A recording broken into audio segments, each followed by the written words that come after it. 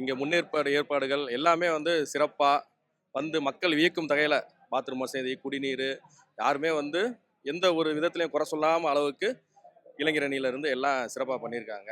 மற்றும் வந்து திமுக ஆட்சியோட நலத்திட்டங்கள் எல்லாமே வந்து எல்லாத்துக்கும் மிக சிறப்பாக, குறிப்பாக பெண்களுக்கு வந்து சென்றடைகிற மாதிரி எல்லா திட்டங்களும் இருக்குது. குறிப்பாக சொல்லணும்னா இலவச பேருந்து இயக்கம், புதுமை பெண் திட்டம், படிப்புகளில் அரசு பள்ளிகளில் வந்து இதுக்கு முன்னாடி கவர்மெண்ட் தவிர்த்து எல்லாம் இப்போ அந்த டிஎம்கே கவர்மெண்ட் அவ்வளோ சலுகைகள் செய்யுது. ரொம்ப வியக்கத்தக்க எல்லாத்துக்கும் உரிய வந்து அரசு நம்ம திமுக அரசு தான்.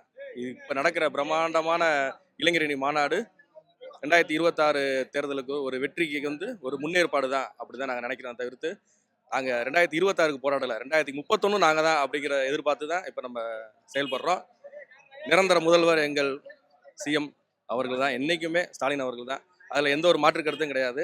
விஜய் வந்து இந்த இடத்துல நம்ம பேசுறதுக்குரிய ஆள் அவர் கிடையாது. ஏன்னா அவர் எந்த ஒரு தேர்தலையும் சந்திக்கலை. வெற்று அரசியல். நாங்கள் வந்து களப்போராளிகள்.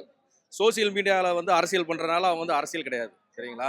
களத்தில் நின்று ஒரு எஸ்ஏஆர் திருத்தம், ஒரு வீடா எல்லாத்துக்கும் போய் எல்லார் ஓட்டு இருக்க நாங்கள் தான் செக் பண்ணி அவ்வளவு பாக முகர்கள் எங்கள் திமுகவோட வழிகாட்டுதலின்படி நாங்கள் தான் எல்லாமே செய்கிறோம். தவிர்த்து சும்மா சோசியல் மீடியாவில் பேட்டி கொடுத்துக்கிட்டு அதை வந்து மறைமுகமாக இது பண்ணிக்கிட்டு இது வந்து தேவையில்லாத பேச்சு. அங்கே நான் சொல்கிறேன், விஜயை பற்றி இந்த இடத்துல பேச வேண்டிய அவசியம் நம்மளுக்கு கிடையாது.